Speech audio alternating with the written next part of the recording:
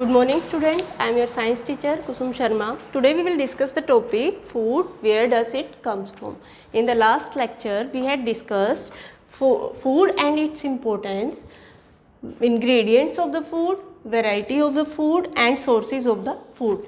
In this we have seen how food is important to us. Food provides us with energy. Food is important for the growth and development of the body. For the growth of the body, food is needed, and for the energy. See, we need energy in every work. हमें हर काम में energy चाहिए होती है. वो energy हमें कहाँ से मिलती है?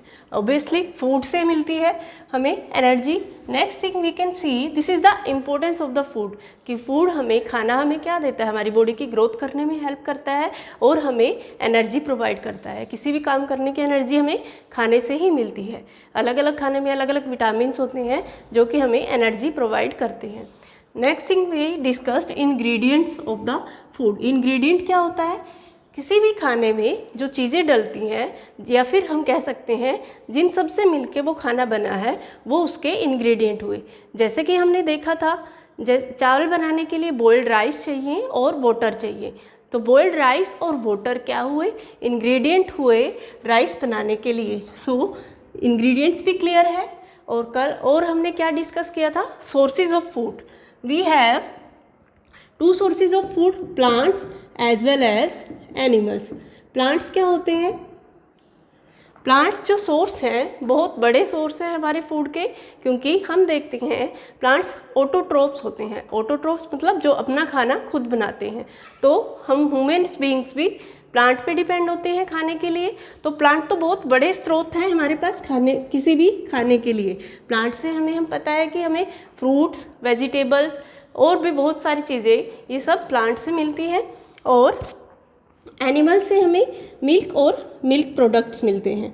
मिल्क एंड मिल्क प्रोडक्ट हमें कहाँ से मिलते हैं? एनिमल से. सो ये क्या हुए? Sources of food.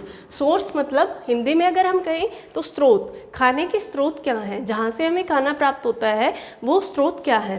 पहले तो हुए प्लांट, क्योंकि प्लांट से हमें फ्रूट्स, वेजिटेबल, हम हर तरह से खाने के लिए प्लांट्स पे डिपेंड होते हैं, क्योंकि वो ऑटोट्रोप्स होते हैं, अपना खाना खुद बनाते हैं. और हम जो ह्यूमन बीइंग्स हैं, क्योंकि हम अपना खाना खुद नहीं बना सकते, इसीलिए हम प्लांट्स पे डिपेंड होते हैं.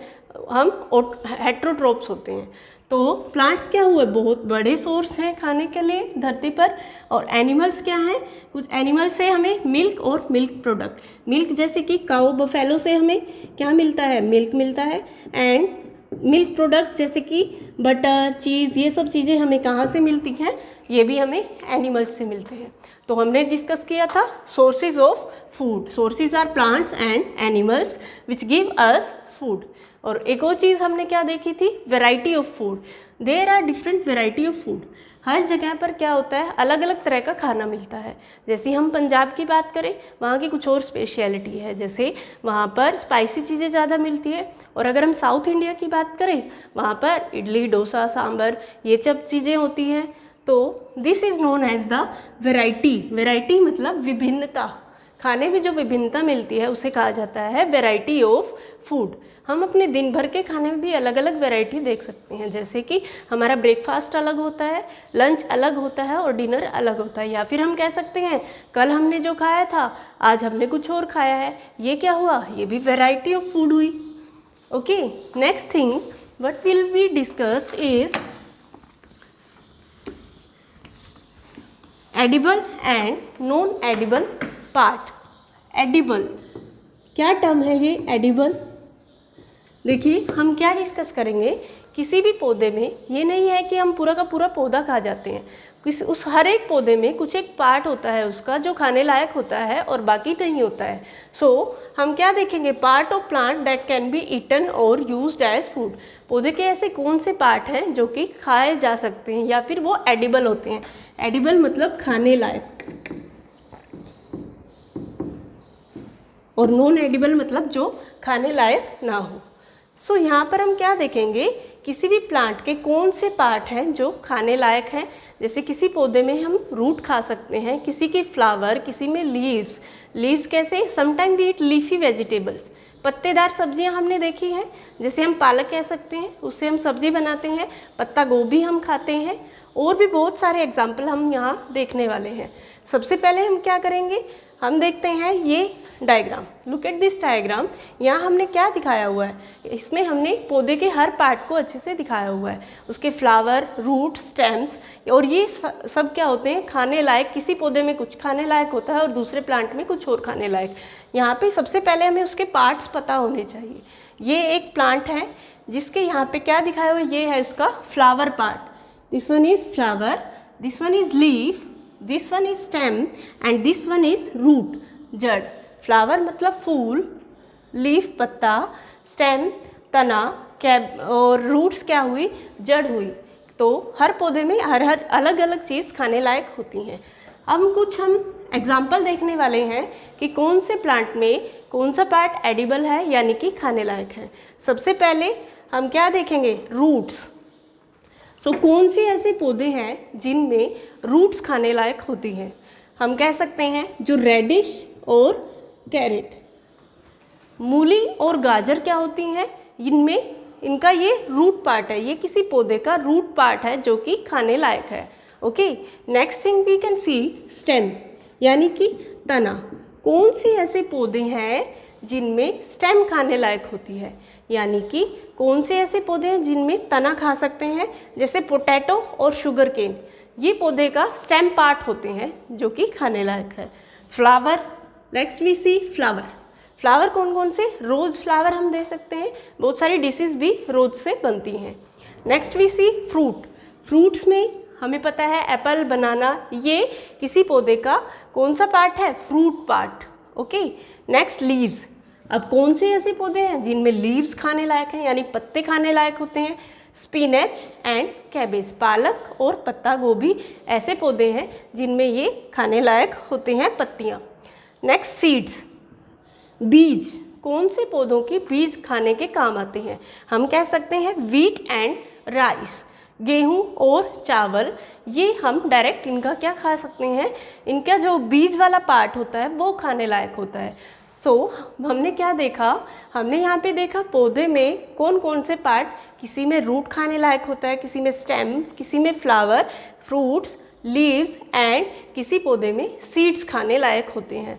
तो ये हमने देखा parts of plant that can be eaten और used as food. Next we see, अब हम क्या देखेंगे, क्या किसी पौधे में एक से ज़्यादा पार्ट्स खाने लायक होते हैं? मोर देन वन पार्ट, तो आंसर रहेगा yes. There are many examples where more than one part of plant is used as food. For example, हम किसी पौधे में रूट, स्टेम, लीव्स, ये सब मिला के ये इनमें से कोई दो पार्ट, किसी पौधे के कोई दो पार्ट खाने लायक होंगे।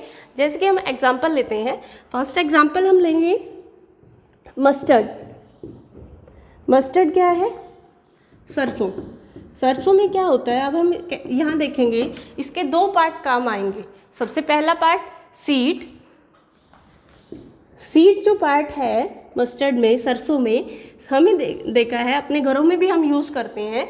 जो सरसों का तेल होता है वो किससे बनता है, सीड पार्ट से। इसके सीड पार्ट से क्या बना, ऑयल यानी तेल। और जो इसका लीफ है, सरसों का लीफ, इससे क्या बनाई जाती है, सब्जी। तो यहाँ हमने देखा एक केस मस्टर्ड का, जहाँ पर हमने एक पौधे के दो पार्ट यूज़ किए, seed as well as leaf. Seed से हमने ऑयल बनाया है और लीफ से क्या बनती है, वेजिटेबल। तो ये दो तरह से काम आया और इसके दो पार्ट यूज हुए, seed as well as leaf. We can take one more example.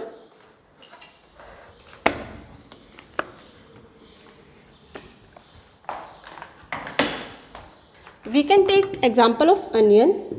Onion में भी पत्ते से बनती है सब्जी और हम इसको ये ऐसे भी खाया जाता है सैलेड में। नेक्स्ट एग्जाम्पल हम क्या ले सकते हैं, कोरिएंडर यानी धनिया।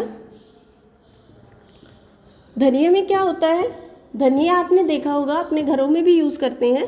तो धनिया का जो बीज होता है वो मसाले के रूप में यूज़ होता है, और धनिया हम सूखा भी कच्चा भी सब्जियों पे उस पर डालते हैं।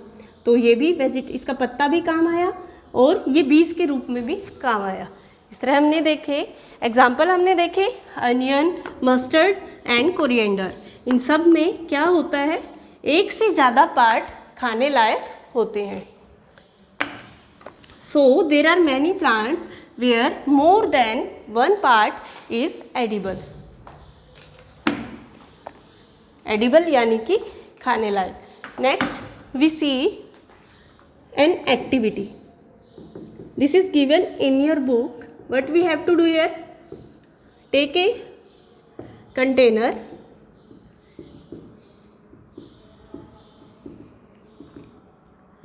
Firstly we have to take seeds of, हमें क्या करना है, सीड्स लेने हैं, सीड्स ऑफ मूंग एंड चना। मूंग दाल और चना के, या फिर चना हम ले सकते हैं, उसके सीड्स मान लो हमने ऐसे किसी बर्तन में डाले। Take seeds of moong and chana. सबसे पहले क्या लेंगे, मूंग और चना के सीड्स, बीज लेंगे और उनको हम एक बर्तन में क्या करेंगे, डाल देंगे पानी से भर के, और उसके अंदर हम उसके बीज डालेंगे मूंग के। उसके बाद क्या होगा, fill with water. Next we will see, ये हमें करना है 24 घंटे के लिए। उसके बाद नेक्स्ट डे पूरा पानी उनका निकाला जाता है। Drain water, wrap them in a wet cloth.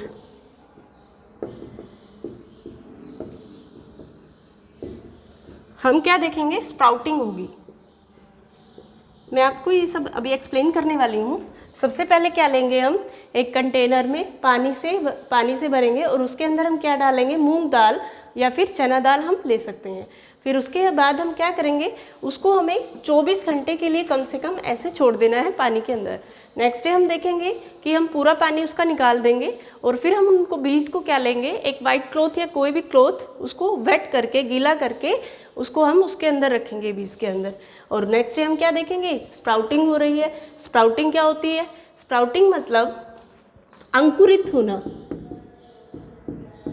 हम देखेंगे उन बीजों में से क्या निकल रहा है, छोटे छोटे वाइट कलर के पौधे बाहर निकल के आ रहे हैं, जिसे क्या कहा जाता है, स्प्राउटिंग।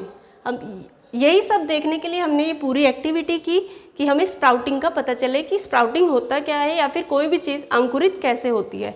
अगर आप लोग ये चीज़ घर पर करके देखोगे तो बहुत ही प्रैक्टिकल एग्जाम्पल है ये, किसी चीज़ को ऐसे स्प्राउटिंग होते हुए देखने का।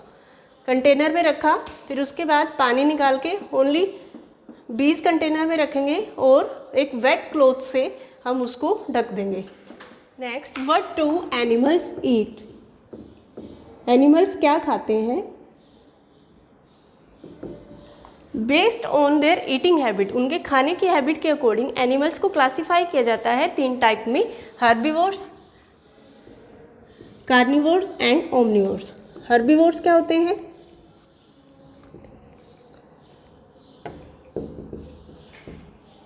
herbivores, carnivores and omnivores.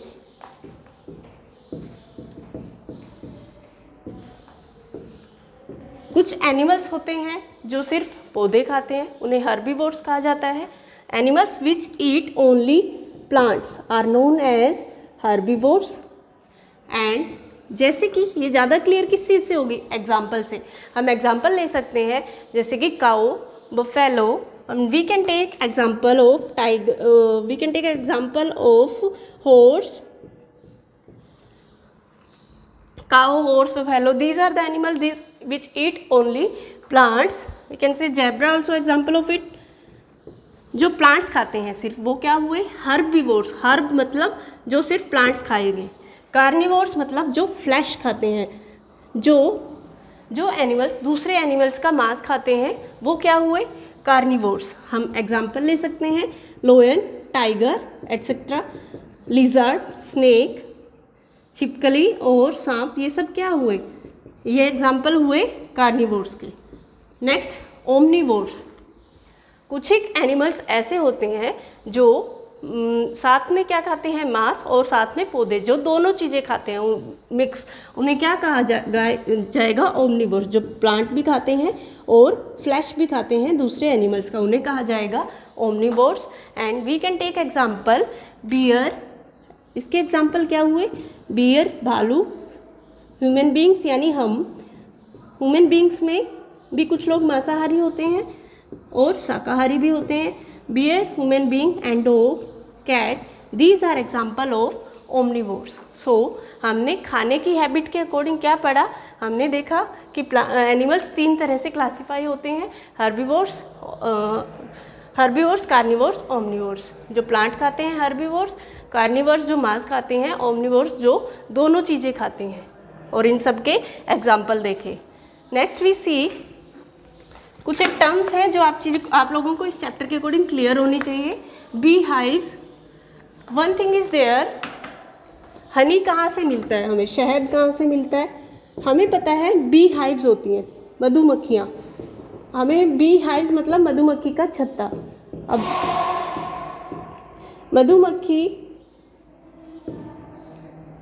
मधुमक्खी क्या करती हैं, पूरे साल अपने लिए शहद इकट्ठा करती हैं। अब वो शहद जहाँ इकट्ठा करती हैं उसे बी हाइव्स बोला जाता है, मधुमक्खी का छत्ता। एक और चीज़ है आपकी बुक में, नेक्टर। नेक्टर क्या होता है ये भी क्लियर होना चाहिए। अब मधुमक्खियाँ ये शहद कहाँ से इकट्ठा करती हैं, जो फ्लावर्स होते हैं, फ्लावर्स के ऊपर कुछ एक जूस होता है उनका, वो ये लेके आती हैं और ये इकट्ठा करती हैं फ्लावर के जूस को, और वो हमें शहद के रूप में मिलता है। तो नेक्टर आप लोगों को क्लियर होना चाहिए, और यहाँ से हमें पता चला कि शहद हमें कैसे मिलता है। नेक्स्ट,